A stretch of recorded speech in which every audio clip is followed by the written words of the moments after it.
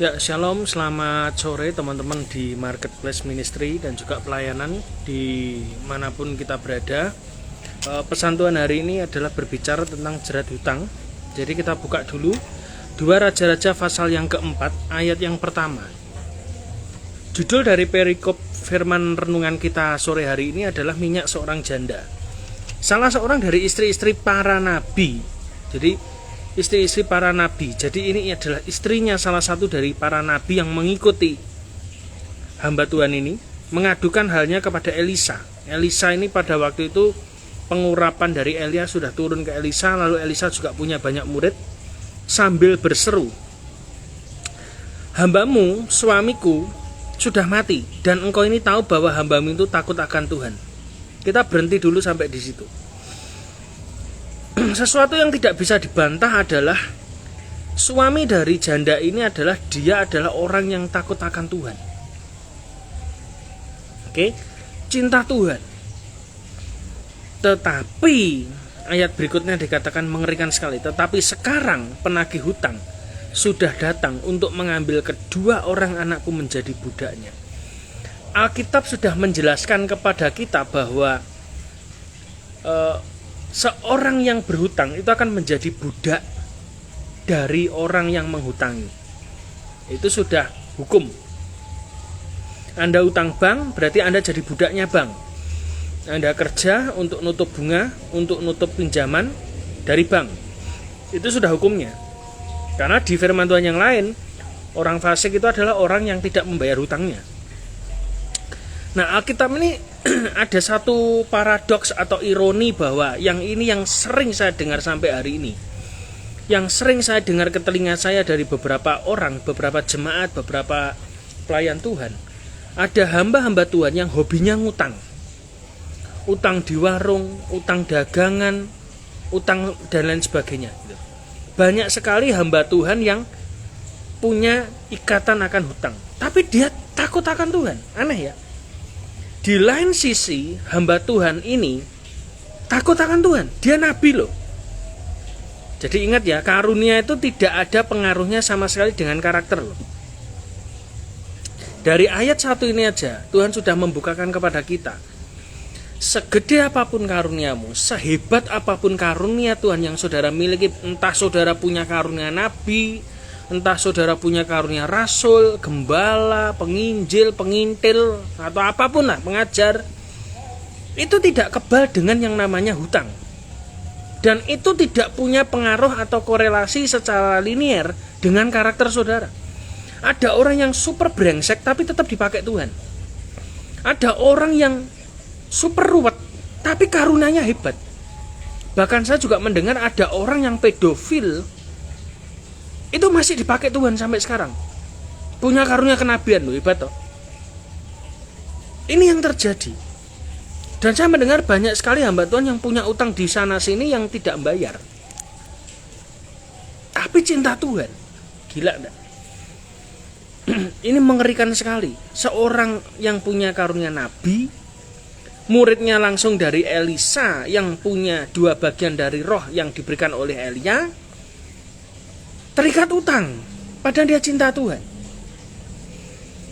Saya kadang ironis juga gitu. Ada beberapa teman, rekan atau hamba Tuhan yang sangat anti dengan berkat Tuhan.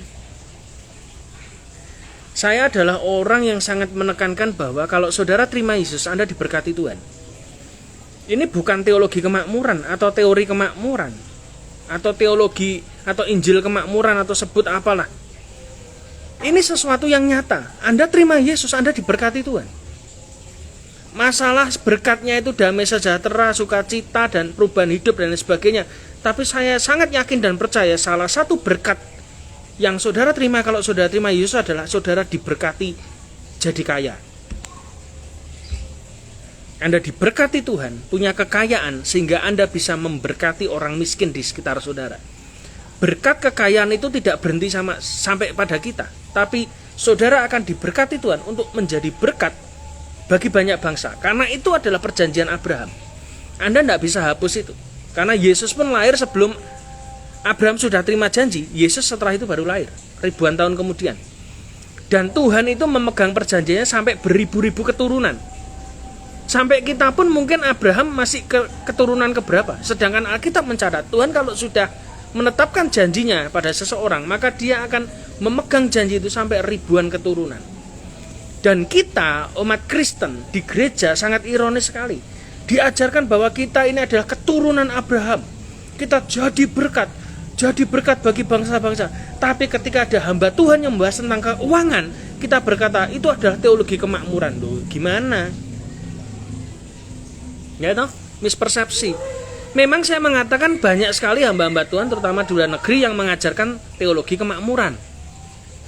Bedanya teologi kemakmuran dengan yang tidak adalah kalau teologi kemakmuran mengajarkan orang itu makmur sampai pada dirinya sendiri.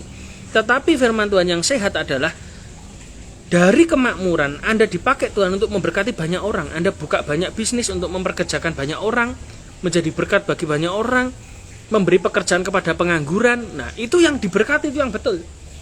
Tapi kadang ada gereja, ada orang teologi yang terlalu sensitif ketika ada pengajaran di atas mimbar yang mengatakan berkat, langsung kita cancel gitu. Kenapa?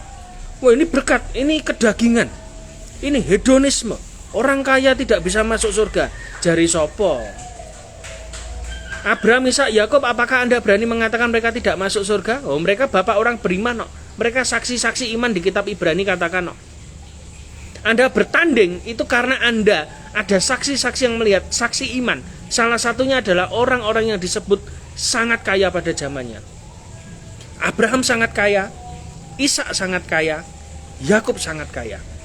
Dan mereka orang kaya yang masuk surga. Satu contoh di Alkitab orang kaya yang tidak masuk surga adalah orang yang tidak dikenal namanya di Alkitab. Ketika dibandingkan oleh perumpamaan dari Yesus tentang Lazarus yang miskin dan orang kaya yang tidak masuk surga, cuman satu. Tapi kalau saudara baca Alkitab, seluruh Alkitab di Perjanjian Lama, banyak sekali orang kaya, cinta Tuhan, nabi Tuhan, mati masuk surga dalam kondisi kaya. Jadi sangat ironis sekali. Ini orang yang berkarunia, nabi, kok bisa terlilit utang, dan sekarang penagih utang itu datang ke rumahnya dan mengambil 2 anaknya untuk dijadikan budak. Ini kan luar biasa, ini hutang turunan gitu. Jadi saya pengen mengajarkan kepada saudara bahwa Anda terima Yesus, Anda diberkati kaya kok. Whatever saudara ngomong ini teologi kemakmuran, enggak.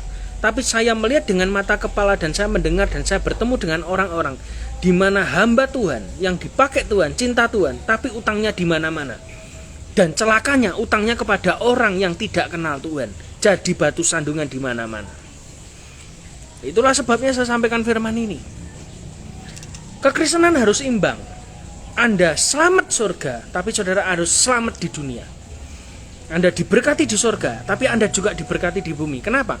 Karena Tuhan menciptakan manusia itu di bumi, Eden, dengan segala kemuliaannya. Tuhan menciptakan kita di Eden untuk apa? Diberkati Tuhan. Dan bahkan surga itu adalah konsep agamawi. Tapi konsep kerajaan Allah adalah ketika Yesus mengajarkan kepada kita berdoa, Bapa kami, jadilah padaku kehendakmu di bumi seperti di surga. Tugas kita menghadirkan kerajaan surga di bumi. Kalau di surga itu lantainya emas, yuk Anda diberkati Tuhan dengan emas yang banyak di bumi.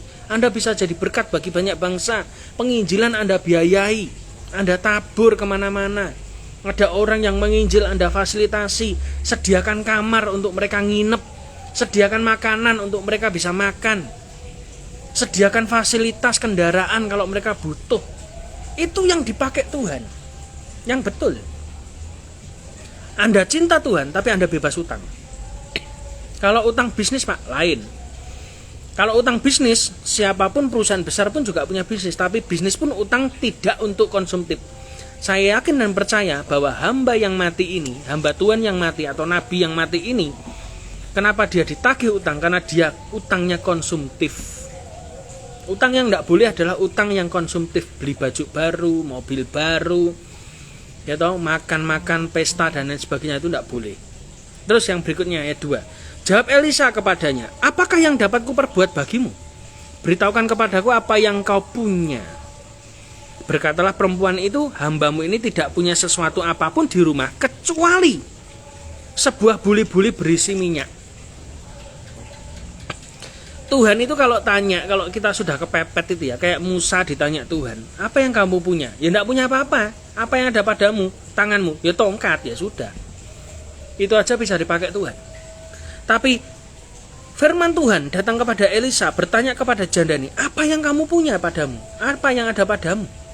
Hambamu tidak punya sesuatu pun di rumah, kecuali sebuah buli-buli berisi minyak.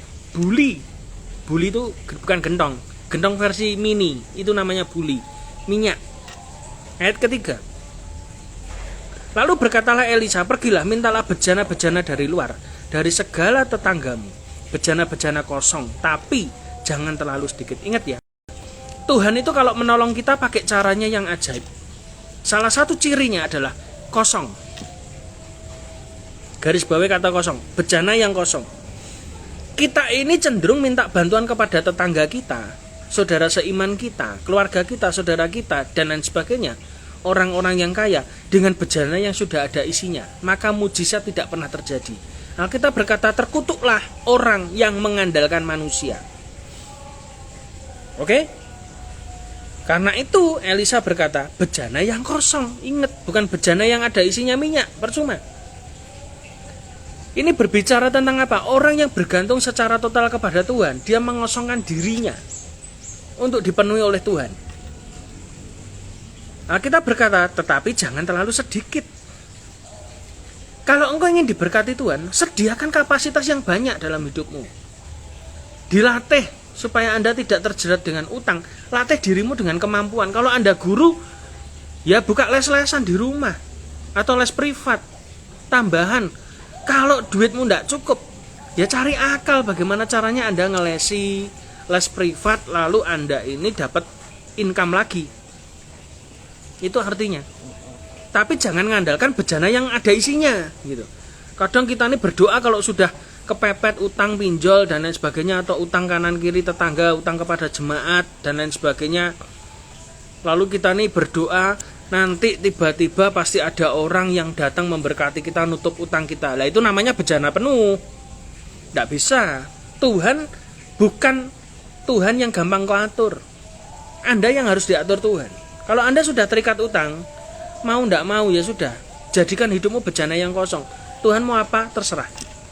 Aku hanya receive, aku hanya menerima kasih karunia Tuhan, supaya Tuhan memenuhi dengan keajaiban.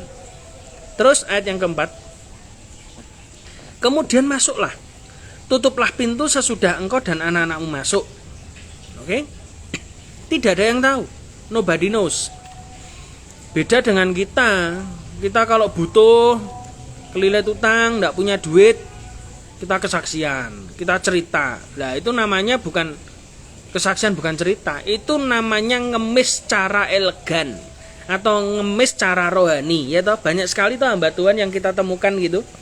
Apalagi saya paling jengah kalau lihat hamba Tuhan di gereja-gereja tertentu begitu, kalau sudah mendekati Natal, pengeluaran Natal kita minus 20 juta sekian. Pengeluaran Natal kita, Paskah kita minus 5 juta sekian. Itu namanya ngemis gitu. Hamba Tuhan zaman dulu tidak ada rasanya kayak begitu. Mereka dengan dengkul, dengan lutut mereka berdoa, mereka mengandalkan Tuhan, mereka menyediakan bejana kosong, bukan bejana yang sudah ada isinya atau minta-minta, enggak. Tapi saya agak miris lihat hamba Tuhan sekarang. Ketika renovasi begitu, renovasi rumah, renovasi pastori, renovasi gereja, sambat, mengeluh, pengumuman, itu ngemis secara rohani. Itu tidak jadi contoh. Kalau gembalanya begitu, bagaimana dengan jemaatnya? Pasti lebih parah, pasti. Tidak mungkin tidak. Karena berkat itu datangnya dari atas, dari kepala Harun turun ke janggut sampai ke jubahnya, ya toh. Berkat itu selalu dari atas. Kalau dari atasnya sudah kotor, maka ke janggut, ke leher, ke jubah ya pasti kotor semua gitu. Itu sudah hukumnya. Jadi jangan sampai kita jadi hamba Tuhan, orang yang dipakai Tuhan, ngutang sana sini. Utang konsumtif loh ya, utang konsumtif loh, bukan bisnis loh. Terus, tapi yang penting adalah kemudian masuklah, tutuplah pintu. Jangan ada orang yang tahu, enggak usah mengharapkan gini loh. Kadang tuh saya melihat hari-hari ini banyak sekali roh self pity yang dilepaskan oleh setan, mengasihani diri sendiri. Ini adalah jenis roh yang minta dibelas kasihani oleh orang lain. Padahal dia sendiri punya uang, sedangkan jemaatnya yang tidak punya uang sama sekali. Tapi orang ini merasa self-pity, dirinya merasa tertekan sendiri begitu. Padahal banyak orang di luar sana yang hidupnya lebih tertekan. Bahkan hari ini makan apa aja mereka sudah bergumul, berdoa, berlutut, jengking-jengking sama Tuhan. Kita masih bisa terima makanan, terima duit, terima berkat, itu aja kita masih mengeluh gitu. Terus yang berikutnya apa perintahnya? Lalu tuanglah minyak yang dibuli-buli itu ke dalam segala bejana. Mana yang penuh, angkatlah. Ayat 5, pergilah perempuan itu kepadanya, ditutupnyalah pintu sesudah ia dan anak-anaknya masuk, dan anak-anaknya mendekatkan bejana-bejana kepadanya sedang ia terus menuang. Lihat, ada kerjasama. Kalau Anda sekarang terlilit utang, kerjasamalah. Anakmu suruh doakan, istrimu juga bantu doa, dan juga bantu kerja. Kalau anakmu sudah dewasa, ajari dia untuk kerja, tidak cuma mbok-mbokan terus. Ajari dia cari duit, ajari dia cari berkat gitu. Saya setuju burung itu tidak ada yang kekurangan. Alkitab berkata burung aja dipelihara kok. Saya setuju. Tapi cara Tuhan memelihara burung adalah dengan cara burung itu keluar dari sarang dan dia cari makan. Bukan dengan Tuhan melemparkan makanan ke dalam sarang burung. Kalau engkau ingin menjadi keluarga yang dewasa, dilatih Tuhan, bukan cuma ditolong Tuhan dalam segala persoalan keuangan, maka kuncinya cuma satu: keluar dari sarang, cari berkat, kerja. Jangan harapkan orang datang, jangan harapkan orang datang dan menabur, tidak bisa. Anak Tuhan yang bisnis itu jangan mengharapkan bantuan orang lain gitu. Kadang saya juga begitu mikir. Saya ini buka toko elektronik, saya berharap banyak hamba Tuhan, banyak anak Tuhan yang duitnya banyak itu belanja di tempat saya. Tapi kenyataannya ketika saya mengharapkan bejana itu sudah penuh tadi, tidak ada yang datang gitu. Malah yang memberkati saya adalah teman-teman dari kiai, dari pondok pesantren, yang kadang waktu saya butuh duit, tiba-tiba mereka datang, kiainya naik mobil sederhana begitu, pakai pakaian sederhana, datang ke toko, belanja-belanja, lalu dia menyerahkan uang dalam kreseknya, kok hitungen gitu. Engko nek susuk balik no, coba bayangkan. Itu sesuatu yang di luar ekspektasi. Jangan mengharapkan orang lain. Burung itu dipelihara Tuhan, tapi caranya bukan dengan Tuhan melempar makanan ke dalam sarang, enggak. Makanya banyak hamba Tuhan yang ngemplang-ngemplang duit jemaat, duit utang gitu, utang sana sini. Itu yang terjadi, yang seperti itu yang saya dengar hari-hari ini. Sangat miris sekali. Yang krisis bukan hamba Tuhan tok, jemaat juga krisis, tapi jangan sampai ngemplang. Jadi belajar tadi, pergilah perempuan itu lalu dengan ketaatan ayat 5, kerjasama dengan anaknya, mendekatkan bejana, sedangkan ibunya terus menuang. Ini yang harus terjadi. Dulu saya berpikir, wah enak ya kita kalau kerja begitu. Dulu masih bisa sih kalau cowoknya aja kerja, ibunya rumah tangga. Sekarang nggak bisa. Cowok kerja, ibu kerja, anak pun harus kerja. Kenapa? Persaingan sudah terlalu ketat. Kita nggak bisa terus mengandalkan tanda kutip iman, tapi tanpa saudara melangkah, tidak bisa.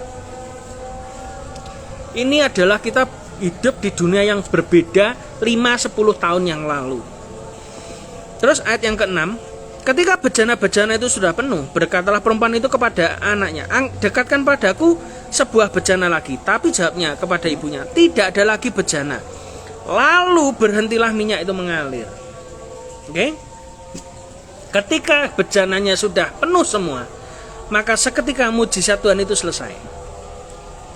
Ada sebuah kesaksian dari seorang hamba Tuhan yang saya tahu dia struggle dalam hal keuangan.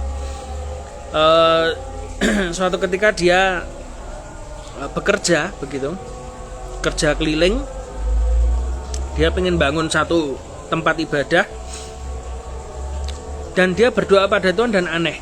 Dia jual alat-alat obat-obat dan juga alat kesehatan. Dia cerita, pada waktu dia keliling, dia buka harga berapapun orang beli. Lalu duitnya itu hari itu dia gunakan untuk bangun gereja.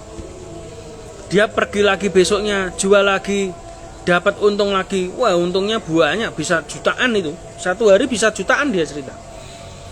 Tapi yang aneh, ketika gereja itu selesai dibangun, maka seketika itu juga dia jualan ndak payu. Itu cara Tuhan, persis seperti yang dialami oleh janda ini tadi.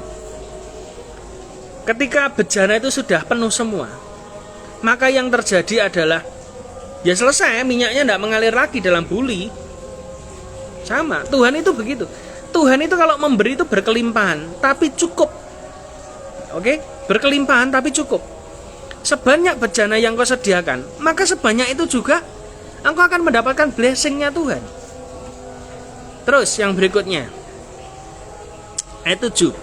Kemudian pergilah perempuan itu memberitahukan kepada abdi Allah yaitu Elisa, dan orang ini berkata, pergilah, jualah minyak itu, bayarlah utang. Ya ini dulu, utangnya harus dibayar. Anda terikat utang pinjol, utang kepada jemaat, utang kepada orang di luar Tuhan, bayarlah utangmu kalau engkau sudah diberkati Tuhan. Kadang saya lihat banyak hamba Tuhan ini kurang ajar juga, terus terang. Utangnya di mana-mana, diberkati Tuhan, bukan ngelunasi utang, tapi malah kredit mobil baru lagi, gila enggak?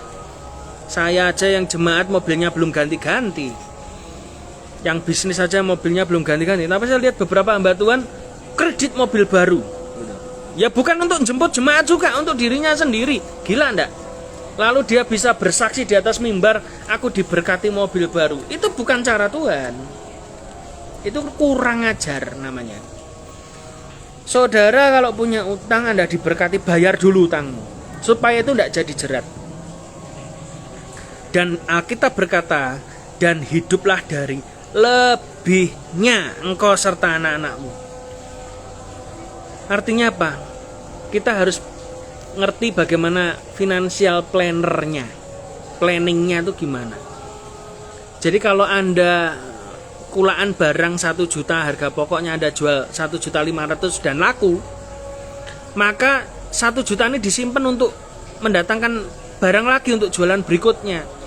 Sedangkan yang 500 kita bagi untuk apa? Hidup dari lebihnya itu tadi. 500 itu untuk kehidupan kita sehari-hari. Itu caranya. Itu cara paling simple. Di SMP, di SMA kita diajarkan itu kalau kita belajar ekonomi, apalagi di kuliah. Jadi pokoknya itu tidak katut, gitu loh. Jadi kita belajar hari ini ternyata orang yang punya karunia hebat pun bisa terlilit utang. Maka dari itu persekutuan Caruban Global Fellowship ini Tuhan memberikan satu visi, beberapa hal, yaitu kita ini sukses dalam segala hal, successful Caruban Families, ya dah. Suksesnya dalam hal apa? Sukses dalam hal kerohanian. Yang pertama, kesuksesan dalam rohani apa? Ya hidup benar. Anda hidup dengan Tuhan, hidup dengan caranya Tuhan, melayani dengan caranya Tuhan, bukan cara kedagingan atau cari panggung, tapi Anda dirikan mezbah bagi Tuhan. Oke? Yang kedua, yang sukses apa? Keluarganya.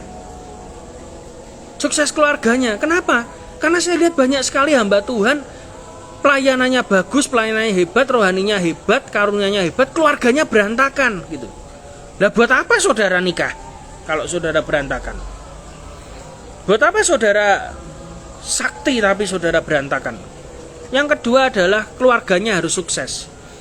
Dan yang ketiga adalah keuangannya harus sukses. 3 kesuksesan ini yang saudara dapatkan kalau saudara rajin beribadah tiap hari Selasa pertama dan ketiga di Caruban Global Fellowship di tempat ini.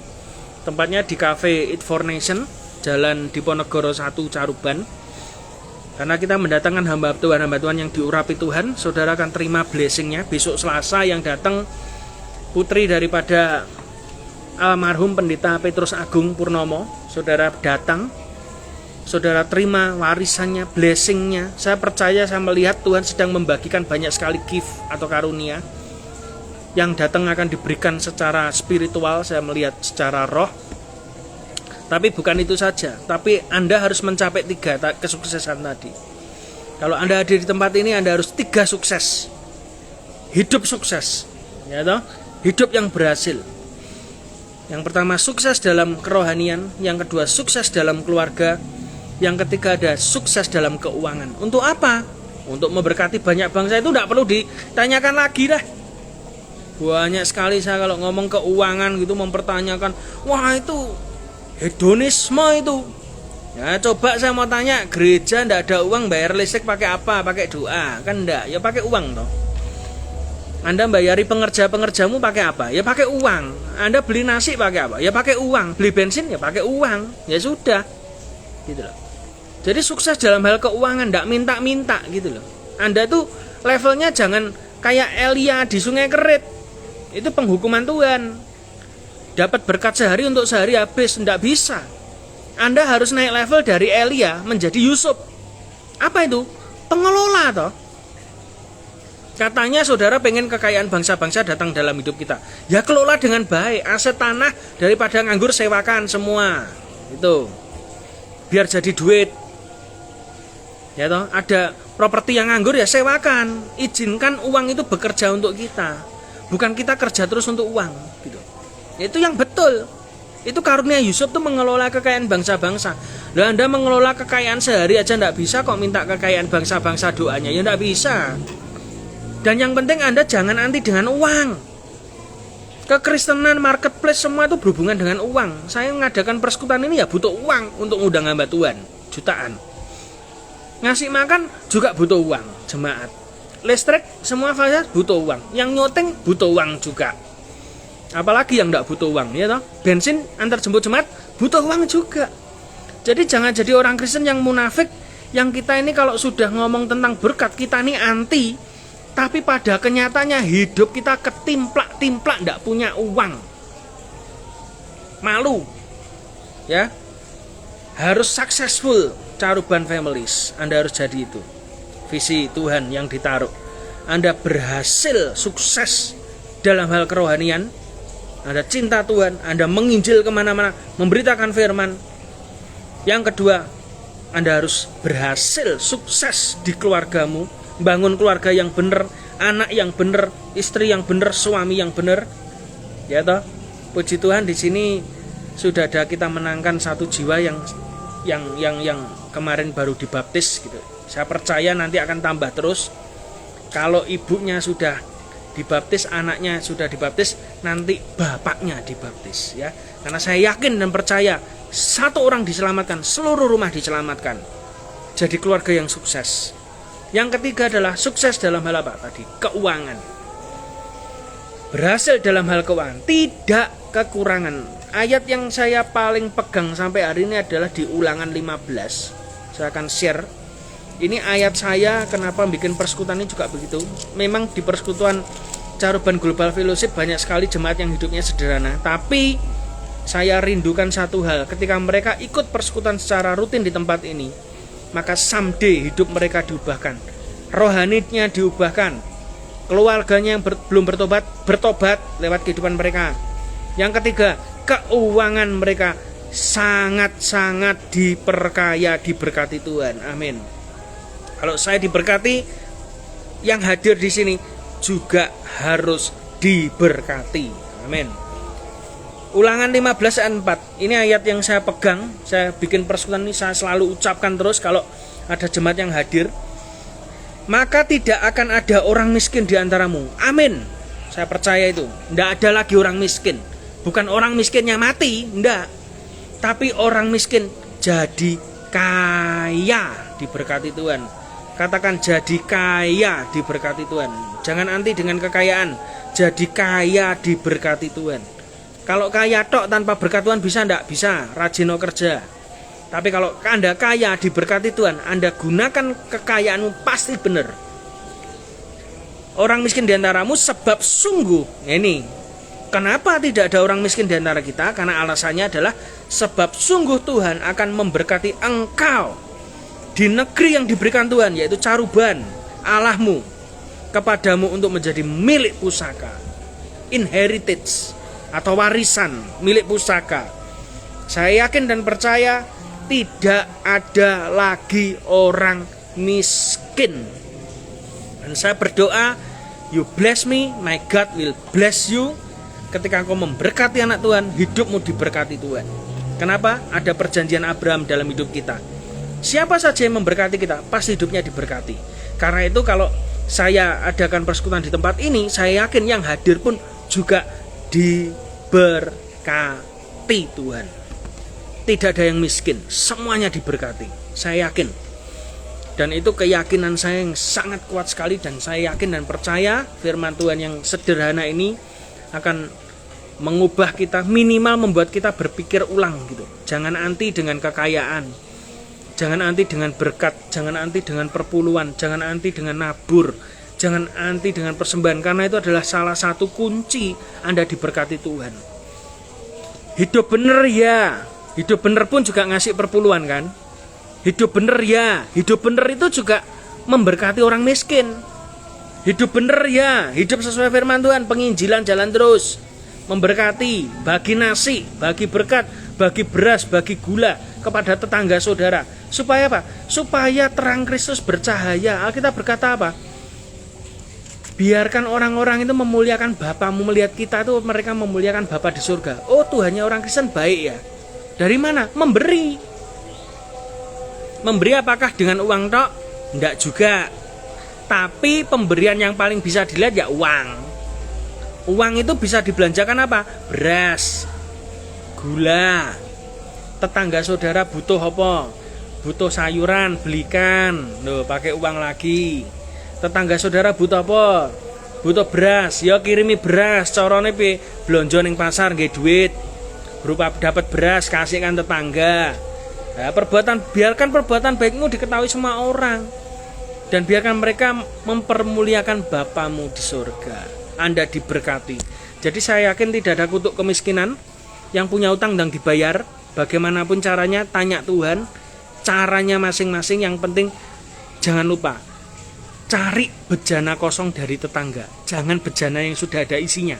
Kalau bejana sudah ada isinya, itu artinya Anda mengandalkan Tuhan, mengandalkan sumbangan orang lain. Tidak boleh. Anda harus mengandalkan Tuhan. Pakai caranya Tuhan. Dan yang terpenting adalah apa yang ada padamu. Anda punya kafe, sekarang doa puter otak kafenya biar rame gimana. Anda punya toko, puter otak caranya biar tokonya rame gimana. Anda punya warung, ya diputer otaknya juga caranya gimana, minta hikmat Tuhan supaya warungnya rame. Kalau saudara ngalami itu semua, maka saya yakin dan percaya Tuhan pasti memberkati saudara berlimpah-limpah. Hari ini saya ucapkan berkat kepada saudara yang menyaksikan program ini. Sejak hari ini engkau tidak miskin lagi, tapi engkau diberkati Tuhan berlimpah-limpah. Amin.